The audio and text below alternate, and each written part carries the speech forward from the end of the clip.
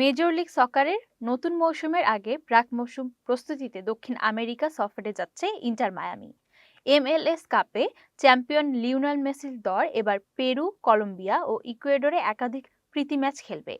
সফরের অন্যতম আকর্ষণ ইকুয়েডরের ক্লাব বার্সেলোনার এসসি বিপক্ষে ম্যাচ। প্রাক মৌসুম সফর শুরু হবে পেরু থেকে।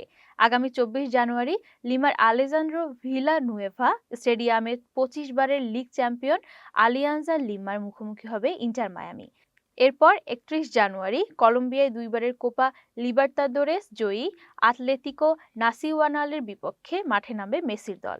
দক্ষিণ আমেরিকা সফর শেষে ম্যাচটি হবে ইকুয়েডরে গুয়ায়াকিলের এস্তাদিও মনুমেন্টাল বাঙ্কো পিচিনজার বার্সেলোনা এসসির বিপক্ষে খেলবেন মেসি ও লুইস সুয়ারেজ। উল্লেখ্য, MLS এর নতুন মৌসুম শুরু হবে 21 ফেব্রুয়ারি, যেখানে ইন্টার মায়ামি লস অ্যাঞ্জেলস কলিসিয়ামে LAFCর বিপক্ষে খেলবে।